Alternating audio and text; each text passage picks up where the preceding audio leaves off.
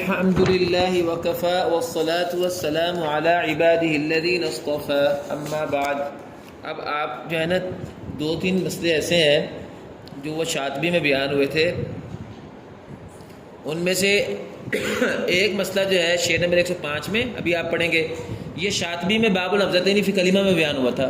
یاد ہے آپ کو آل آنا آدَ الاولی آ ذکرین کا مسئلہ شاطبی میں بیان ہوا تھا کہ اگر جو ہے حمزہ استفہام اور لام تعریف سے پہلے آ جائے، ال سے پہلے آ جائے، جیسے ذکرین اسم ہے الذکرین، اللہ اسم ہے اللہ، اور تیسرا لفظ کیا ہے؟ نہیں ذکرین اللہ آل آنا، وہ ال آنا اصل میں، تو پیچھے آ گیا حمزہ قطعی، حمزہ استفہام، تو الذکرین ہو گیا الذکرین اللہ آل آنا۔ اس میں اب لام ساکن ہے، شروع میں حمزہ قطعی ہے، درمیان میں حمزہ وصلی ہے، تو دو قراتیں ہیں۔ آپ تمام قاریوں کے لیے یہ حمزہ وصلی کو الف سے بدل دیں تو پھر مد لازم ہو جائے گی اللہ ذکرین آل آنا۔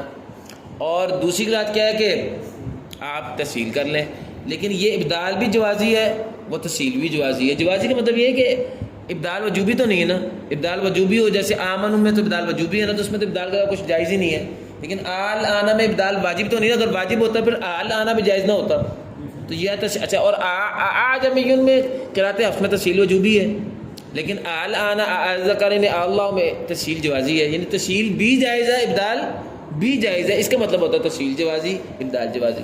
تو شعر نمبر 105 میں یہ مسئلہ بیان ہوا ہے جو باب الحمزتین فی کلمہ میں امام شاطبی نے بیان کیا۔ اچھا شعر نمبر 106 میں مسئلہ بیان ہوا ہے، ادھر توجہ کریں، وہ تجوید کا مسئلہ ہے کہ 7 کلمات قرآن میں ایسے ہیں جن میں یہ تو تھا نا 3 کلمات ذکرین اللہ اور آل آنا، اس میں تو لام ال تھا نا، اور اگر بعد میں حمزہ وصلی اکیلا ہو جیسے اصطفیٰ ہے، اصطفیٰ، اس پر اگر حمزہ قطعی آ جائے تو اصطفیٰ، وہ لام ال کا حمزہ مفتوح ہوتا ہے، تو عام حمزہ وصلی جو فعل کے شروع میں آتا ہے وہ مکسور ہوتا ہے، باب استفعال کا حمزہ استفعال اگر ہو تو استفعال آ جائے، استکبرتا باب استفعال ہے نا، تو استکبرتا اصل میں استکبرتا، تو حمزہ استفہام آ گیا۔ الف لام پر حمزہ استفہام آ جائے تو 3 مثالیں قرآن میں اس کی، ذکرین اللہ آل آنا۔ اور اگر صرف حمزہ وصلی ہو فعل کے شروع میں اور اس کے شروع میں حمزہ قطعی آ جائے، اس کی 7 مثالیں۔ یہ اطلاع الغیبہ میں بھی یہی ہے، وہ کیا ہے اطلاع، یہ اطلاع باب کیا ہے افتعلا، افتعلا، اس میں کیا ہوا کہ یہ باب افتعال کا قاعدہ ہے کہ جب فا کلمہ میں حروف مطبقہ آ جائیں نا تو وہ تا اس کی توئیں بن جاتی ہے، تو یہ تو تلع ہے، تو تلع، تو تا توئیں بن گئی تو قا کا قام ادغام ہو گیا تو اطلاع ہو گیا۔ تو اب اس کے بعد حمزہ آ گیا قطعی حمزہ استفہام، تو اب اطلاع، ٹھیک ہے نا۔ اس طرح افطرا علی اللہ کذبا میں بھی اس کی مثال ہے، میں نے کہا 7 مثالیں۔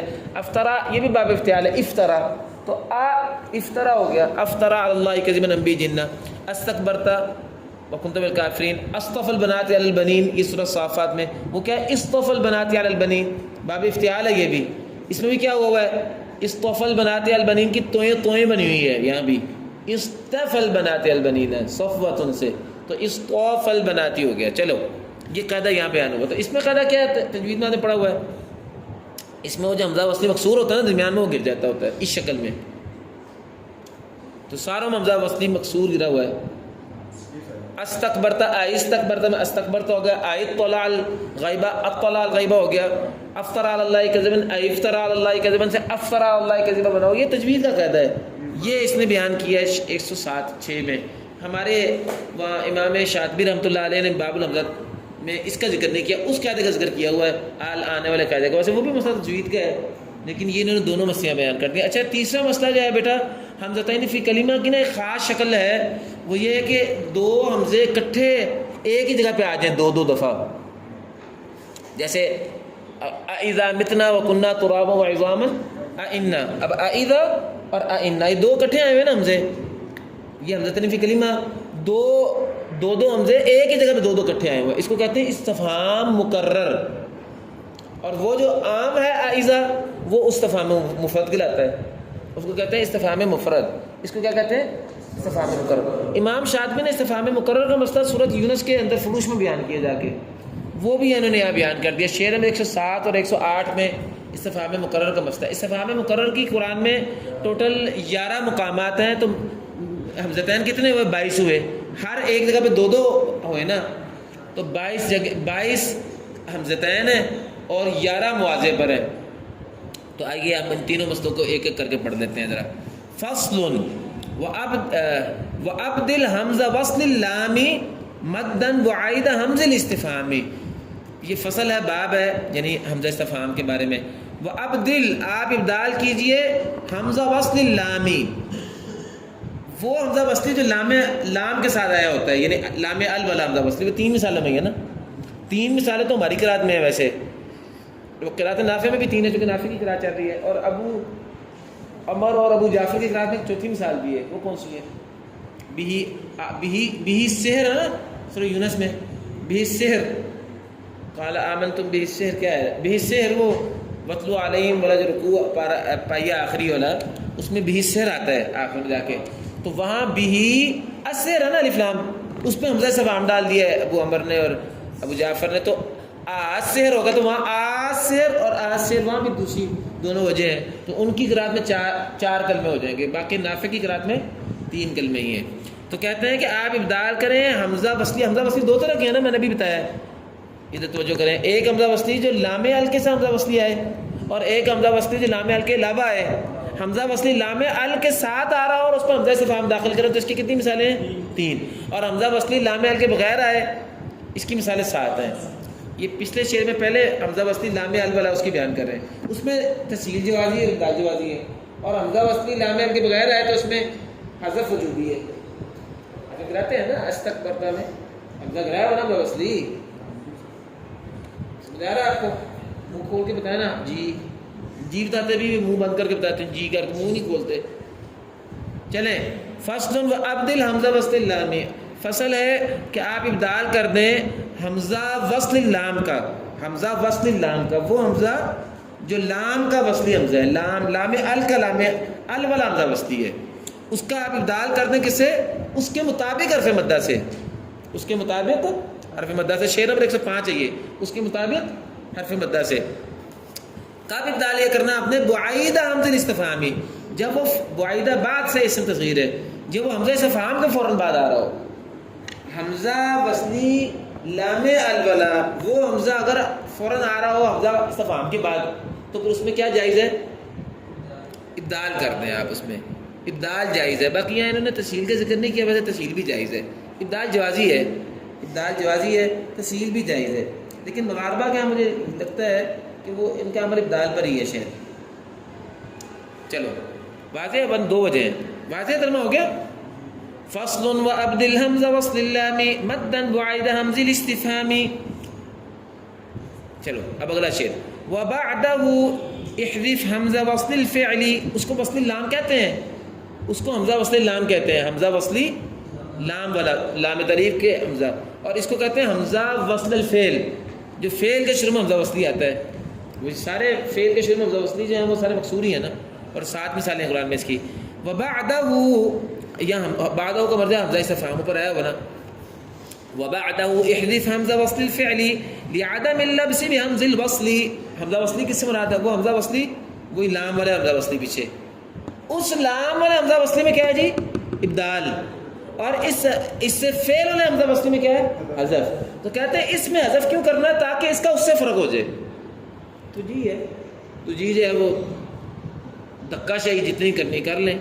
یہ تجھے آج تک علم کی کوئی اہمیت نہیں ہے، مجھے علم پسند کوئی نہیں ہے. جب حمزہ وبعدہ اور حمزہ استفہام کے بعد، اور حمزہ استفہام کے بعد پیچھے تو کیا تھا؟ ابدال کریں نا. آپ حمزہ استفہام کے بعد حذف کر دیں حمزہ وصل فعل کو.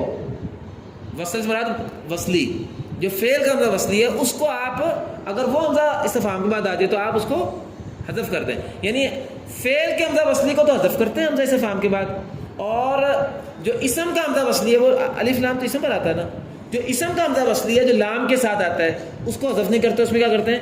ابدال جوازی کرتے ہیں. تسہیل بھی جائز ہے. تو آپ اس حمزہ استفہام کے بعد حذف کر دیں فعل کے حمزہ وصلی کو. کیوں؟ لعدم اللبس بهذا الوصلی بحمز الوصلی، تاکہ اس کا التباس حمزہ وصلی اسم سے نہ ہو جائے. حمزہ وصلی اسم سے اس کا التباس نہ ہو جائے.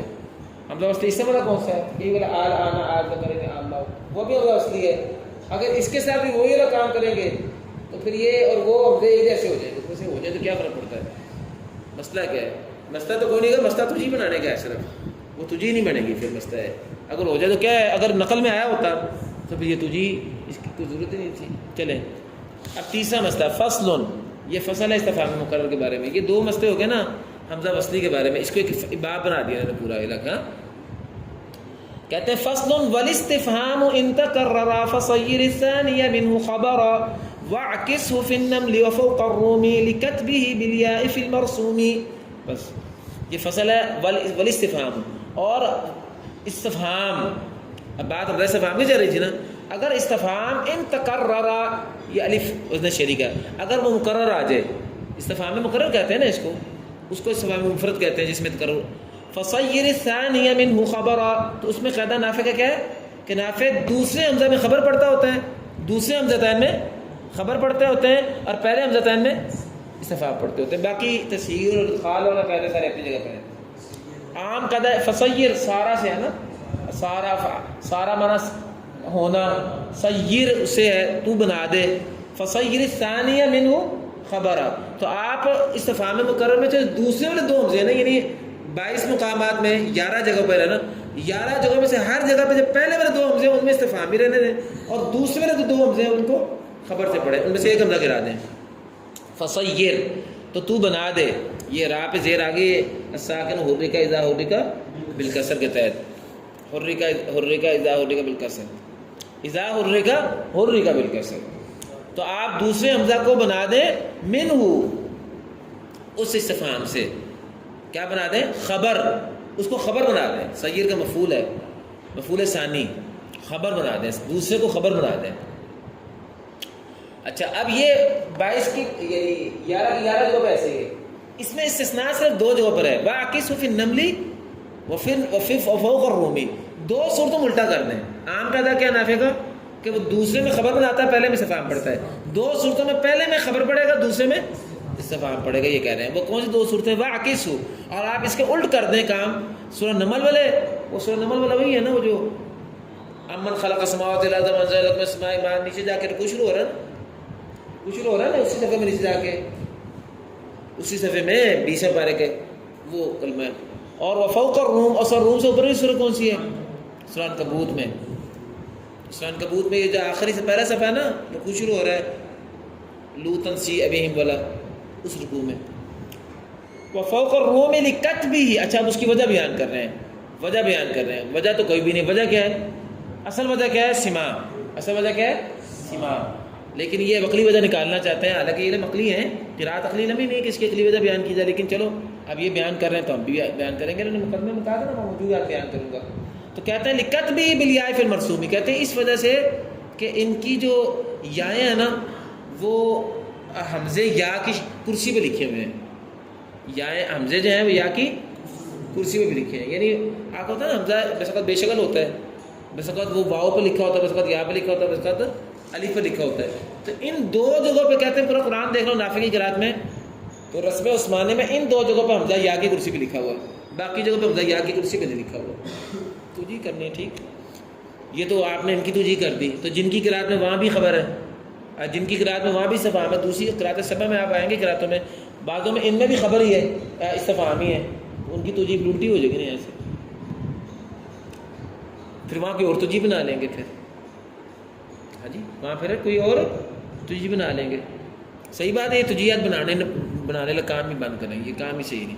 صحیح بات کیا ہے؟ سما میں ایسا ہے. بس علم قرات نقلی علم ہے، بس اللہ تعالیٰ نے ایسے نازل کیا، قرآن میں ایسے رکھا، ہم اس لیے ایسے کرتے ہیں. بس سب سے آسان کام یہ. تو کہتے ہیں لکت بھی، کتب کتابت سے ہے، چونکہ اس میں کتابت جو ہے ہوئی ہے ان دونوں جگہوں پہ یا کے ساتھ فی المرسومی رسم میں. حمزہ کی کتابت کس سے ہوئی ہے؟ یا کے ساتھ ہوئی ہے رسم میں. چلو ختم ہو گیا باب. اگلا باب ہمارا ہے آسان باب ہے باب الحمزہ المفرد. باب الحمزہ المفرد. حمزہ مفرد کا باب آپ کو یاد ہے نا شاطبی میں ابدال کا باب، ورش ہے فا عامل فعل میں ابدال کرتا ہے، یومنون، اور سوسی فا عین لام تینوں میں کرتا ہے، لیکن ہمارا موضوع نہیں ہے کیونکہ یہ نافی کی قرأت ہے نا صرف. تو اچھا ورش کے لیے جو ہے نا ابدال حمزہ مفرد ساکن میں بھی ہوتا ہے اور حمزہ مفرد متحرک میں بھی ہوتا ہے. حمزہ مفرد ساکن کا کہتا ہے تو یہی ہے فا عامل فعل میں اگر ساکن آ جائے اذا سکنت فا عامل فعل ہی، شاطبی کے پہلے شعر ہے باب الامر مفرد کا، تو ابدال کریں گے اور وہ ابدال پیش کے مطابق ہی ہوگا. جو ماقبل حرکت ہے اگر پیش ہے تو واو سے، اگر ماقبل زبر تو الف سے، ماقبل زیر دیا. اچھا اور حرکت میں بھی ہوتا ہے. حرکت کا قاعدہ کیا ہے جی؟ اس میں تین باتیں ہیں. حمزہ فا کلمہ میں ہو، مفتوح ہو دوسری بات، اور ضمہ کے بعد ہو، تو اس میں ابدال ہوتا ہے موجلہ، مؤجلہ. ٹھیک ہے نا. ابھی آپ نے اشرا کبرا نہیں پڑھی، اشرا کبرا میں ورش کے لیے جو ہے نا عین کلمہ میں بھی فؤادک وغیرہ میں بھی ہو جاتا ہے نا. ہاں لیکن اس سے سوال میں سب کلمہ مستثنا ہے. بہرحال جو شاطبی، یہ شاطبی کے طریق سے ہے نا، ازرق کا طریق ہے، تو اس کا حمزہ متحرکہ کے ابدال کے قاعدے میں کتنی باتیں ہیں؟ حمزہ فاغل میں ہو، نمبر ایک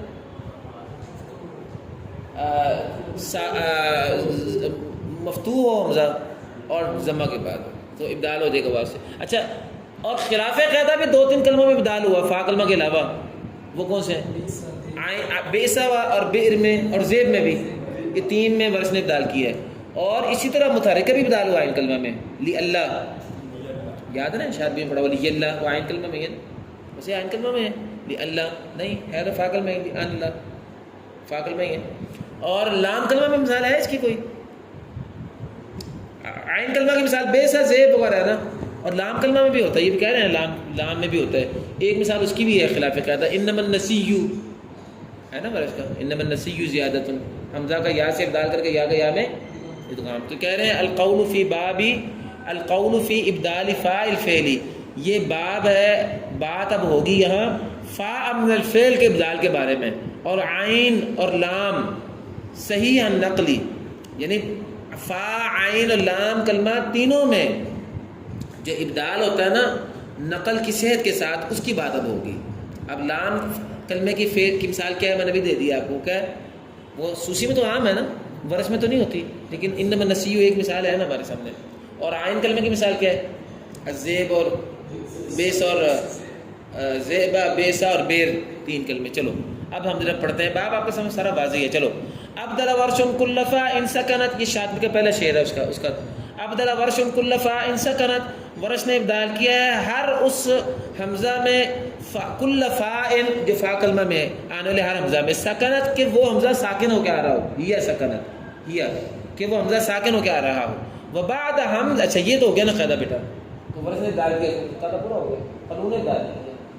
اچھا اب یہاں ابدال وجوبی کا قاعدہ بھی ساتھ بیان کریں. ابدال وجوبی کا قاعدہ باب الحمزہ المفرد کے آخری شعر میں بیان ہوئے.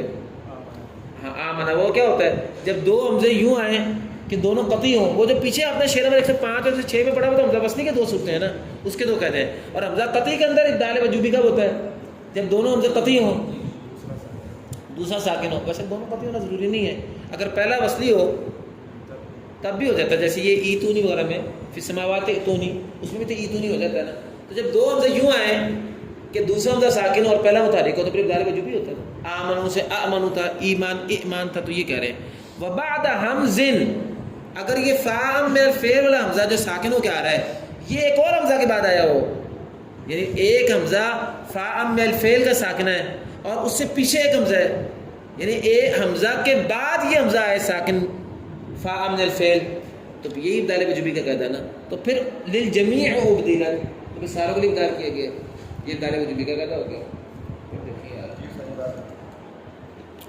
چلیں اچھا اس قاعدے سے جو ورش کا قاعدہ ہے، اس سے جو ہے نا وہ ایک کلمہ مستثنا ہے، سوا جملۃ الایواء شاذ میں ہے نا. کہتے ہیں وحقق الایواء، وحقق الایواء لما تدریہ من ثقل البدل فی تؤویہ. کہتے ہیں ایواء کلمے میں نا تحقیق ہی کرو، للایواء ازرق کے لیے، ابدال تو ازرق کرتا ہے نا.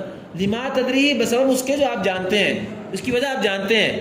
لما تدریہ اس وجہ سے کہ آپ کو پتہ ہے، ادرا یدری کا مطلب جاننا، وہ وجہ کیا ہے؟ وہ وجہ بہت آ رہے ہیں، من بیانی آگے.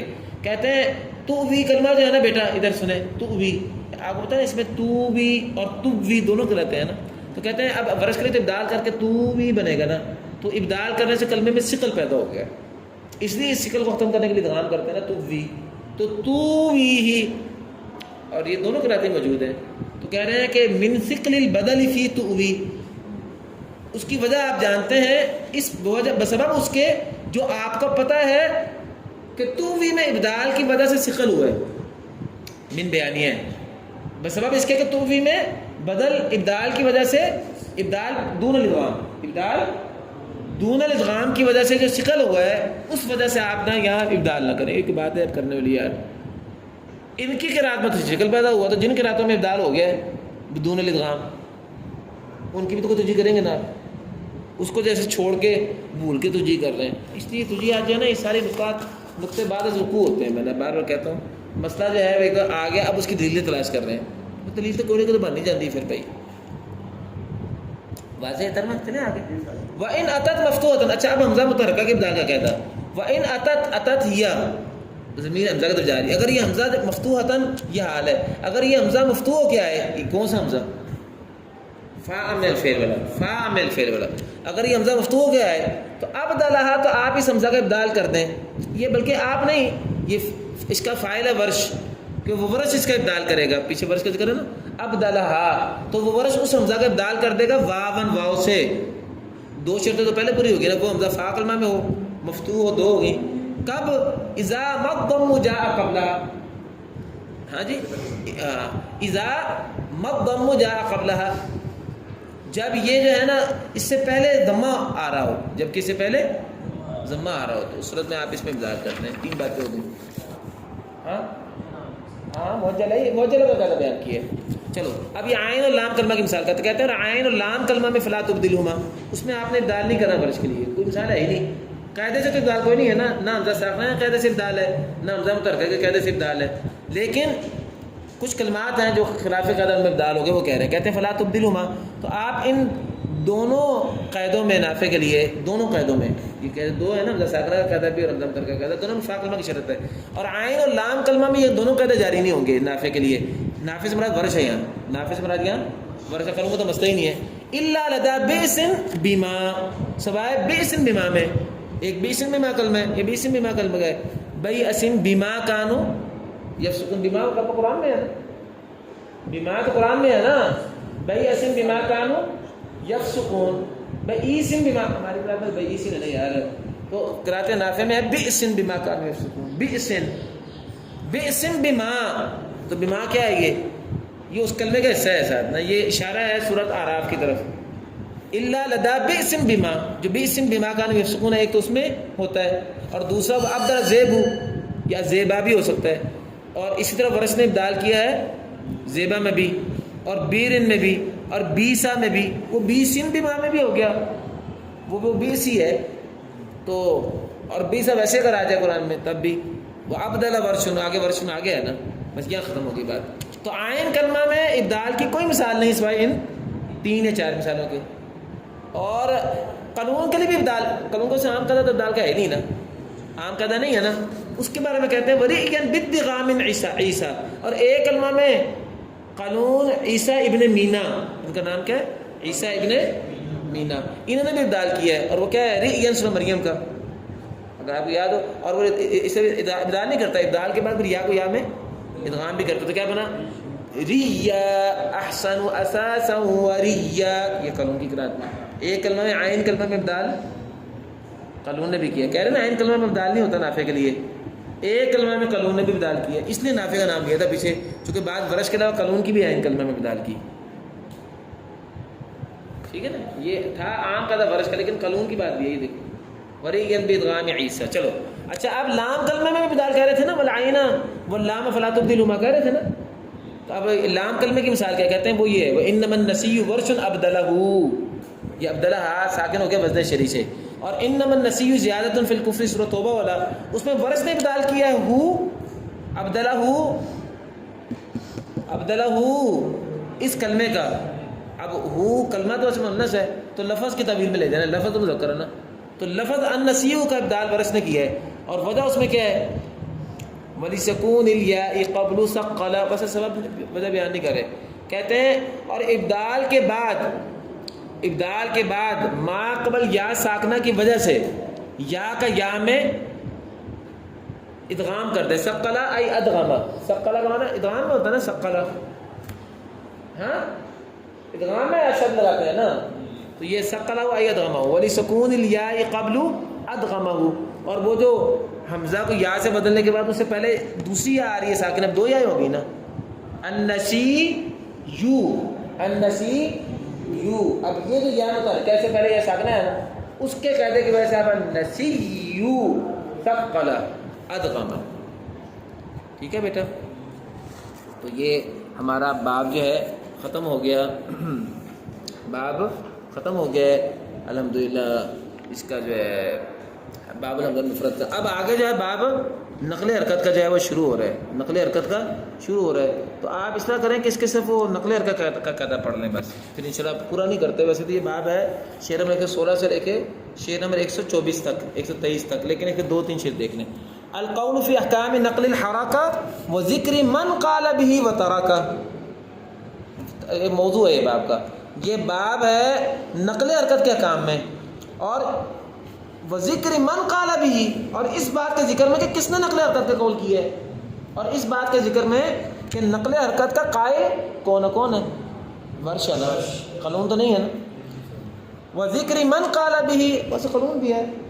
آل آنا اور رد ان, ان 2-3 کلمات میں قانون کی بھی. آدھا لولا میں بھی قانون کی بھی نقل حرکت ہے. 3-4 کلموں میں قانون کی بھی نقل حرکت ہے. رد ان میں بھی, وہاں شادی اگر آپ دیکھیں تو رد ان میں نافع برا نقل کرتا ہے.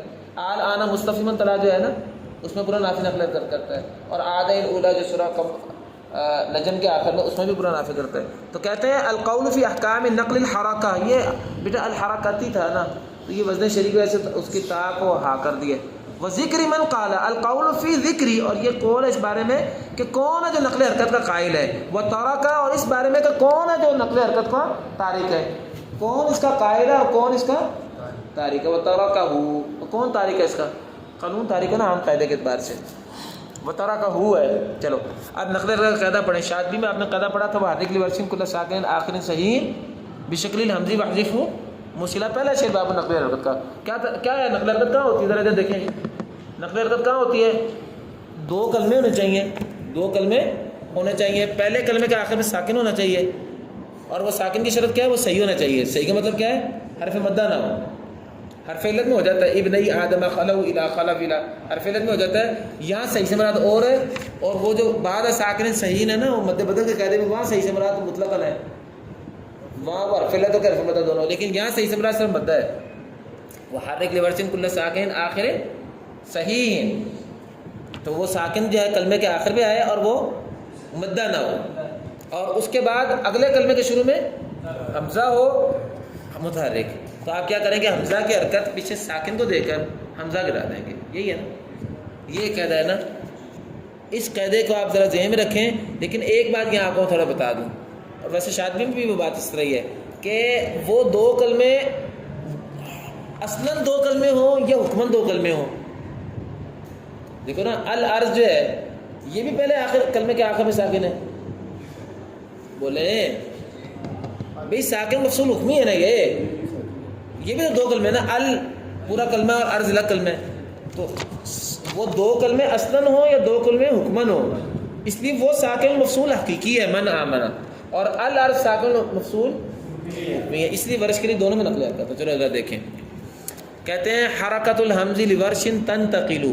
حمزہ کی حرکت امام ورش کے لیے تنتقل, وہ حرکت نقل ہوگی. تنتقل کا فاعل ہی ہے, ضمیر جو حرکت دار ہے. حمزہ کی حرکت جو ہے نقل ہوگی کس کو, ساکن کو. للساکن صحیح, وہ ساکن جو کہ صحیح ہے. صحیح کا مطلب کیا, اوپر لکھ لیں حرف مد, جو حرف مد نہ ہو, جو حرف مد نہ ہو. اچھا, اب 2 شکلیں ہیں نا اس کی ساکن صحیح کی. قبل المنفصل, قبل المنفصل, وہ اس ساکن کو جو اس سے پہلے منفصل آ رہا ہے دوسرے کلمے میں. قبل المنفصل, اس کو ساکن مفصول کہتے ہیں نا آپ. او لام تعریف, یہ لام تعریف بھی. اب لام تعریف میں ساکن منفصل تو نہیں ہوتا, ساکن ہوتا اسی کلمے میں ہے, لیکن اصلاً وہ کلمہ دوسرے کلمے کا آخری ہے. تو یہ کہہ رہے ہیں, بس یہاں ختم ہو گیا, لائن لگا لیں. حرکت الحمزی لورش, قاعدہ پورا ہو گیا. حرکت الحمزی لورش تنتقل للساکن صحیح قبل المنفصل او لام تعریف. قبل المنفصل او قبل لام تعریف, یعنی وہ ساکن جو ساکن صحیح ہے جو پچھلے کلمے کے آخر میں آ رہا ہے یا لام تعریف کے آخر میں آ رہا ہے. بس اب یہ شعر صاحب ہم پورا کر لیں. اور وہ مسئلہ یہ ہے کہ آپ کو یاد ہے کہ ورش کے لیے کتابیہ انی میں 2 وجہ ہیں.